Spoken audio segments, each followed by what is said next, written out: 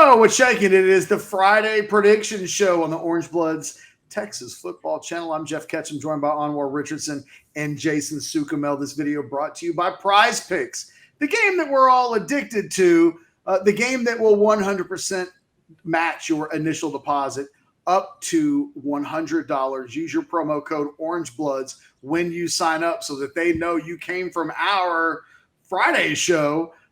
We're making picks. Texas against Kansas State, fellas. We did the modcast. I did not come away sensing that any of us were going to pick the Longhorns to win this game. I've now figured out the score in my head right before we've started this video. Jason, I'll come to you first today. I want to go last today. You want to go last? Yeah, I want to see what Anwar has, and even you, because Anwar and I seem like I keep stealing. If I'm your genie, that's one of your three requests. I will allow it. I keep changing my mind on this game, so I'm curious to see what y'all want. Maybe y'all can. Well, Anwar, I'll either go first or second. What do you want? Hey, you go first. I got my score written down. So you won't affect my score. I've got it written. I'm going to write it on this piece of paper. Me too, right Anwar. here. And then you go ahead and go, and then we'll see what happens. Look, Texas will eventually win a road game.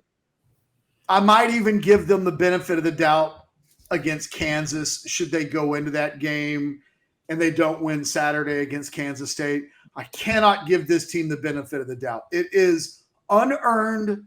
They did exactly in Stillwater the thing that they did throughout all of last season, the thing that they did against Texas Tech. And I haven't seen any evidence yet that would lead me to believe that anything will change when they go to Manhattan on Saturday. It's a really solid Kansas State team with great players sprinkled throughout that lineup. It's a night game. It's Harley night.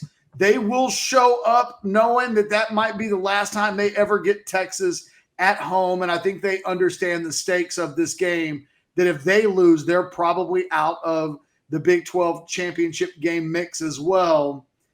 I wish I could say that this was the kind of mature Texas team that just shows up, handles its business, and thrives. But I don't believe that. I would take Kansas State plus the points all day long. In the end, I'm picking Kansas State to win 33-31 in what I think will be kind of a close game. Maybe they win it on a late field goal. I think it's 50-50 in the fourth quarter. But these 50-50 fourth quarter games don't ever seem to go to Texas. And I can't just predict that Saturday night is – I'm going to be one game late, I'm certain, when it comes to picking Texas on the road. I'm going to need to see them do it. I'm going to need to see them be a big boy, top 25 type team on the road with a good performance before I can justifiably predict it. I would just feel like such a homer to be like, oh yeah, Texas is going to win on the road, because when I literally just sat through a press conference where every media member tried to ask Steve Sarkisian, why do you suck in these moments? So 33-30 Kansas State. I think it'll be highly competitive. I think Bijan Robinson's going to have a great game. He's on the middle of a 6-game, 100-yard streak. He didn't have 100 yards in any of his first two games. He's had 6 straight. He's been incredibly hot. I think that continues, but I can't pick Texas to win. You can see mine's. Okay, you can see how close I am. 34-31 Kansas State is what I said. So it's kind of crazy. Jason didn't want to be as close to me as we typically are, and now here we are. I'm only about 1 point away from you. Like, for me, Catch, there's two things that I can't ignore that has happened. Oklahoma State happened, but for both teams for two totally different reasons. Oklahoma State happened to Texas, and I can't ignore what happened from an offensive standpoint in that game. I can't ignore the penalties, even though you want to say that, Oklahoma State should have had some penalties called. To your point, the one thing you can't say is that Texas didn't commit these penalties that were called upon them. So you have to factor that in. This team is a heavily penalized team, and we've seen that throughout this season. So I can't deny that Oklahoma State happened, and that happened on the road. I also can't deny the second part of Oklahoma State happening, which is Kansas State beating the crap out of that team, right? That I cannot deny that at home, Kansas State unleashed a can of whoop ass. And let's just be honest, we haven't really seen an Oklahoma State team get beat like that. Like maybe some of those OU teams, that were really good, but dominated from start to finish for a team that just a week ago we're talking about being in contention for the Big 12 championship. And now you look at it and you said, man, I don't even know about that team going forward. I can't deny that Oklahoma State has happened. So, we've got a team that just doesn't travel. It hasn't traveled well. And until they do it, to your point, it's blind faith. It's thinking something and you're hoping that it's going to happen, but you have no evidence to prove that it can happen. You only have one game to point to with this team having that kind of success on the road. So we got Texas back in a hostile environment, a team that still doesn't really know how to win on the road. Now, look, as always, my caveat is always, we hope we're wrong. So so we're clear. But for right now, I think Kansas State seems to be, the better team, and I'm going to go K-State 34-31. All right, Jason. Yeah, all week I've been on the same page. Texas on the road. I can't pick Texas on the road against a good team. But then I'm like, okay, it's kind of like flipping that quarter for the predictions, right? At some point, it's going to have to. It's heads 6 weeks in a row. The odds are it's going to be tails if it keeps hitting heads. Catchy said, I'm going to be 1 week too late. Maybe, but when is that going to hit? Is this the week? I mean, it's impossible to say.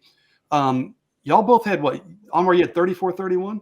Yes. Kansas State? Catch, you had 33-31? 33-30. 33-30. Okay. Well, we are right in line. I have Texas 31, Kansas State 28. Oh. I've got, with the caveat of Will Howard playing at quarterback. I think if it's a running quarterback, if Adrian Martinez is out there running around, I don't think Texas wins this game. If Will Howard's at quarterback, which I don't know why I'm kind of expecting, I haven't really heard anything. Maybe by Friday afternoon or certainly Saturday we'll have an answer. But if Will Howard's playing at quarterback, I think that makes Kansas State a lot more one-dimensional. I think Texas can pin its ears back a little bit, kind of like it did with West Virginia. I just think Texas is going to get, just get over the hump on this road thing. I think their backs are against the wall. Quinn Ewers can't be any worse than he was when they played Oklahoma State in their last outing. I expect him to bounce back a little bit. I think the defense will play well enough. I'm picking Texas. I know I'm going against the grain. I wrote it down before you guys went, but I'm picking Texas 31-28.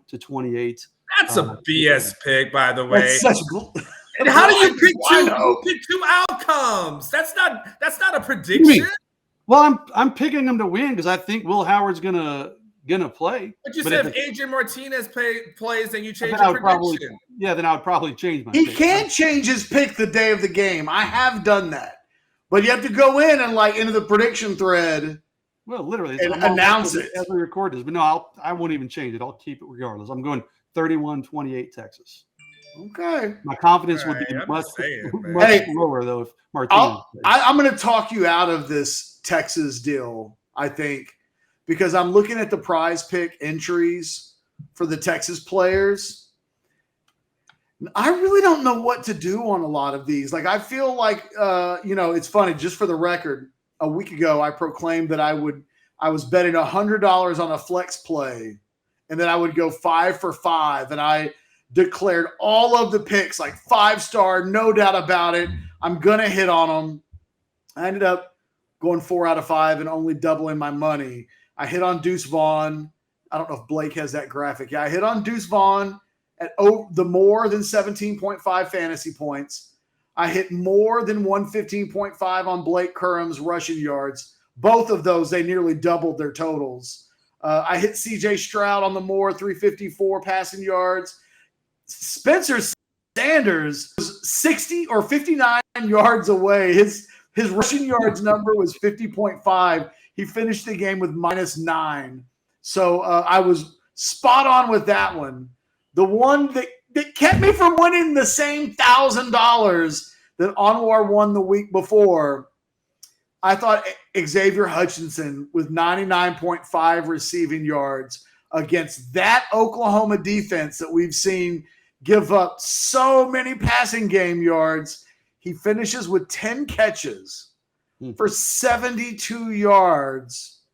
Xavier Hutchinson cost me $800, and he is not on my Christmas list. Just for the record. I'm not as comfortable and confident about any of the Texas entries this week. When we look at Quinn Ewers, he's got a 19.5 pass completions. I think if I was going to pick one, I might go with the more on that because Lord knows they're going to have him throw it 40 to 50 times. Are they, though? If they're running the ball effectively, I don't know. I mean, he threw it 49 times in Stillwater. Yeah, but again, if they're up, well, they were up a lot in that game. You're right. But yeah. I mean, again, I don't know that I'm just saying if I had to choose one or the other. And then you've got Quinn Ewers with a 19.5 fantasy score. And that's really going to come down to how many turnovers he commits. If he commits 2 or 3 turnovers on the road, it makes, I think, getting with a 4 touchdowns per passing touchdown. He would have at that point throw for 4 touchdowns to mitigate the loss of points in the interceptions. Does anybody feel any kind of certain way with Quinn Ewers coming into this game? I can't say I know what to expect. I don't either, but I'm looking on both of those numbers.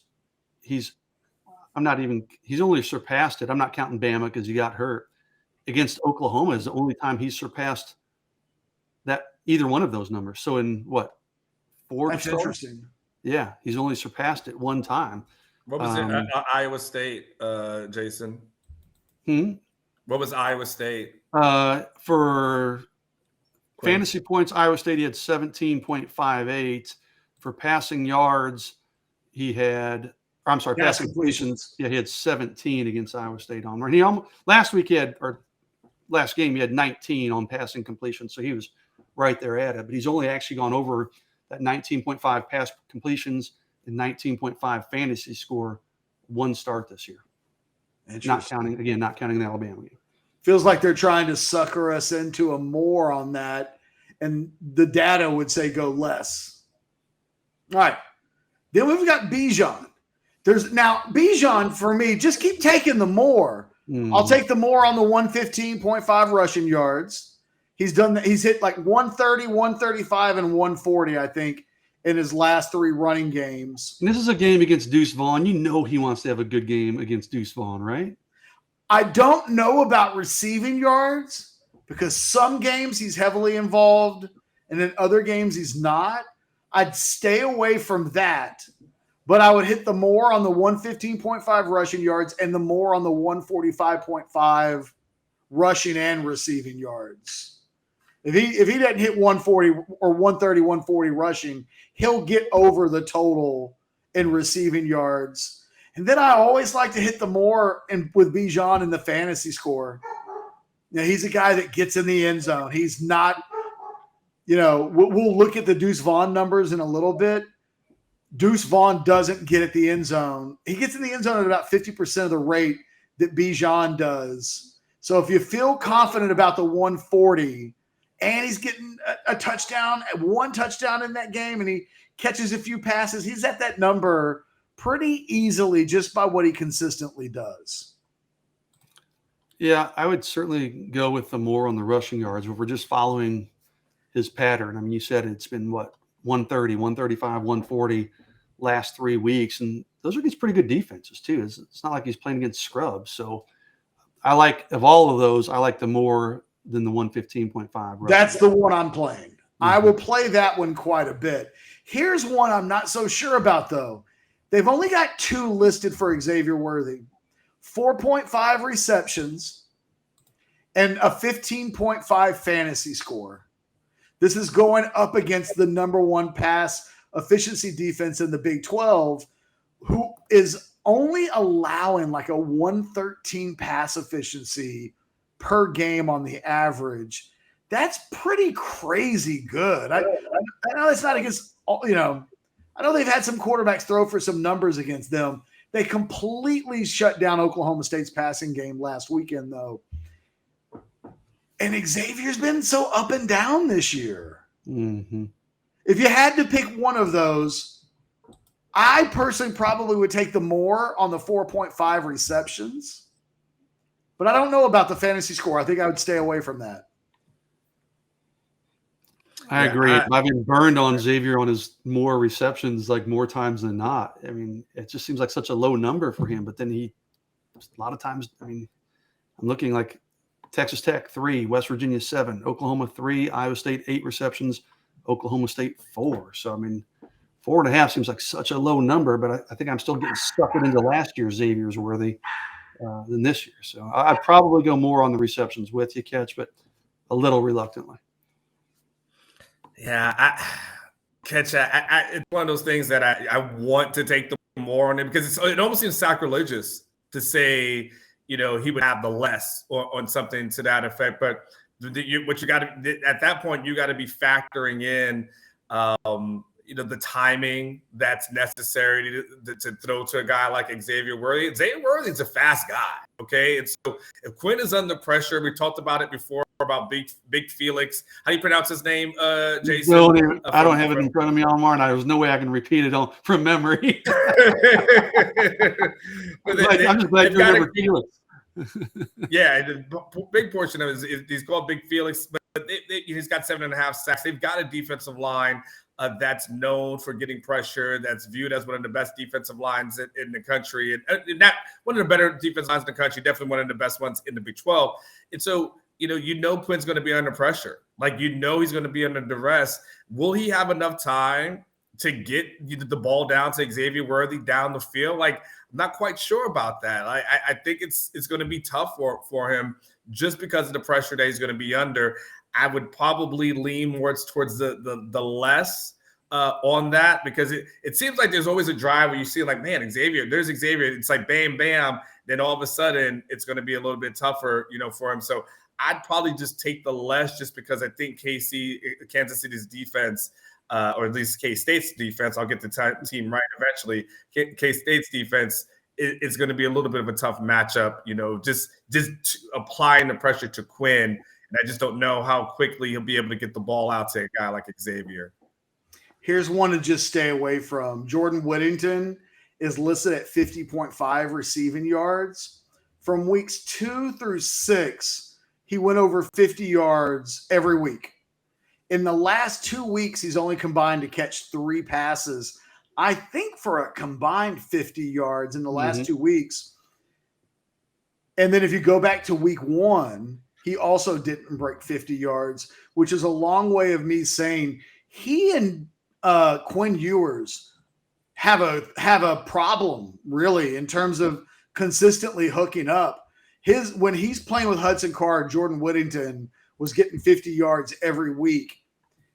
In the first game with Quinn Ewers, in the last 2 games with Quinn Ewers, he hasn't come close to those numbers. Could it be this week? Maybe. There's something about that number that makes me think, oh, gosh, Whittington should be hitting 50.5. That should be easy. But the proof in the pudding is that he's not getting the targets and the volume of throws his way that makes that – I'd find something else to place an entry on this week. I think I'd stay away from Jordan. I'd probably play the under if I was playing either. Yeah. So, or the less. Excuse me. The less. So maybe all of that means the less is. I just think that there's a big game in Jordan Whittington to be had, but it's a little bit like predicting Kansas State to beat Texas. To say that it's definitely going to be this week takes a little bit of hope more than actual data that I think backs the prediction. So, can I ask you on the flip side? They've got K-State listed, and the only person they have as of the time of this recording is Deuce Vaughn. Yep. They've got him at 16.5 receiving yards, but 105 rushing yards is what I kind of want to focus in on. Would you take the more or less on Deuce getting more than $105 against this Texas defense? Well, he's averaging about 105.5 yards per game. That's kind of his average. Honestly, if Will Howard plays, take the more. If Adrian Martinez plays, Adrian just bogarts the run game in a way that takes away from Deuce Vaughn's usage, especially once they get closer to the end zone. Mm-hmm. I would play the more on the 105.5. I kind of like the more on the fantasy score of 19.5 as much as anything else. A week ago against Oklahoma State, the fantasy score was, I think, in the same ballpark, and he scored almost 34 fantasy points. That was without Adrian Martinez taking away his ability to get those end zones, the red zone run game. So for me, I probably will do a more on Deuce Vaughn somewhere along the lines, both on the running game numbers. I think I would take more across the board on Deuce Vaughn, but the two I would focus on are the running game and the fantasy score. Well, yeah, because Catch, if you believe that K-State is going to win the game, then you believe that they'll be running the ball in the fourth quarter when you need to, right? So they can't win. They can't beat Texas without Deuce Vaughn having more than 19.5 fantasy points. So I'm probably looking along the lines of 120-ish yards rushing and 2 touchdowns. Deuce is and I'm not accounting for any passing game numbers. He's such a feast or famine, and more feast than famine. But Oklahoma State, 158. The week for that, 83. The week for that, 23. But Texas Tech, 170. Oklahoma, 116. The first 2 games of the season, 126 and 145. My point is, in those games where he went over that number, he had a 62-yard run in one, a long run of 62. He had a long run of a 47, a long run of 69, a long run of 39, 29. So you almost, if you take the more, you better hope he pops a big run. I mean, I know Texas fans don't want to hear that. But what are his home game numbers? Home game, okay. Season opener, 126 and a touchdown. Second game, 145, 2 touchdowns. Third game against Tulane, 81 yards, no scores. Texas Tech, 170 yards, no scores. Oklahoma State, 158 and 1 score. Those are rushing. I didn't go receiving yards. So he's gone more than that number every game except for one at home. Again, I think I don't trust this Texas defense. Weirdly, I think we'll look back on it and say the Tulane's turned into a pretty good team, so that when it first happened, that looked like such an embarrassing, disastrous loss. It's not completely embarrassing now, but he did have Adrian Martinez in the backfield with him in that Kansas State game. And I'm telling you, if you want to place an entry on Deuce Vaughn, maybe wait till an hour before the game and see if the quarterback thing is fully confirmed. Right about when I changed my prediction, right?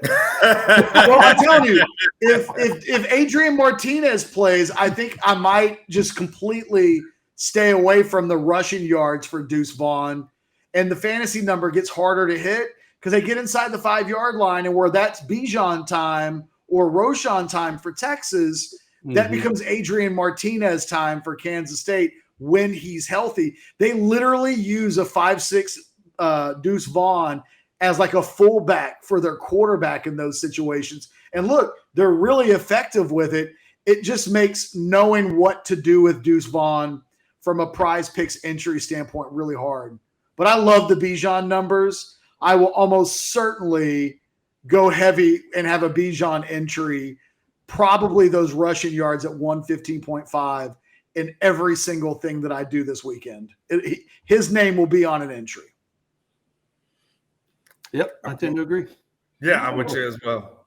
Well, look, on that note, sign up for PrizePicks. Get in the game that we love talking about every single Friday here on the Orange Bloods Texas Football Channel. This video obviously brought to you by PrizePicks. Use that promo code OrangeBloods.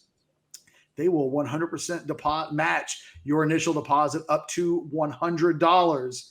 They're going to give you a free $100, and then go have fun with it and try to win that $1,000 that I went for a week ago, that Anwar successfully landed 2 weeks ago. Just go YOLO. Take that $100 that they're going to give you and try to win 1,000 with it, and see how fortune treats you. But for myself, Anwar Richardson, and Jason Sukumel, thanks for watching us do this video again. Hopefully, Jason's right and the Longhorns beat Kansas State, and Anwar and I look like fools. Believe me, we'll take it. All day. All day. Prove us wrong, believe us. It's the thing we want to happen. You guys take care of each other. Later.